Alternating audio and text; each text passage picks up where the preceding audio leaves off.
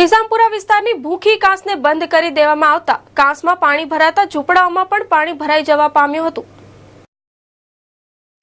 નિઝામપુરા વિસ્તારના પાર્શ્વનાથ સોસાયટી પાસે આવેલ વરસાદી કાંસમાં સિમેન્ટના લોચા અને માટી બંને સાઈડ બંધ કરી દેવામાં આવતા આ કાંસમાં વરસાદી પાણી ભરાઈ ગયા છે, જે પાણી ભૂખી કાંસના પાસે આવેલ 25 થી 30 જેટલા ઝૂંપડાઓમાં ભરાઈ ગયા હતા।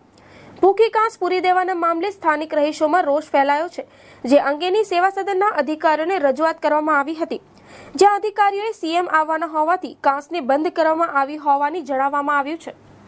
પણ એ કામ પતી ગયું છતાં આજે 4 થી 5 દિવસ થઈ ગયા। પહેલો જ વરસાદ પડ્યો છે, જેમાં ભૂખી કાંસે જે રૌદ્ર સ્વરૂપ ધારણ કરી અને જે આજુબાજુમાં આવતા તમામ ઝૂંપડાઓમાં પાણી ઘૂસી ગયેલ છે અને કોર્પોરેશનની બેદરકારી જે છે કે આ આખી ભૂખી કાંસ સિમેન્ટથી ચણી દીધેલી છે કે જેથી કરીને આગળ પાણી જઈ ના શકે અને તંત્ર એટલું નિષ્ફળ ગયું છે આ ચોમાસામાં કે જ્યારે ચોમાસું આવ્યું ત્યારે જ આગળ કામ દેખાયું। પ્લસ પાછળ જે ઝૂંપડપટ્ટીમાં જે ભૂખી કાંસનું પાણી આવી ગયું છે, રાત્રે લોકોએ રાતોરાત અહીંયા બહાર આવીને સૂઈ જવું પડ્યું।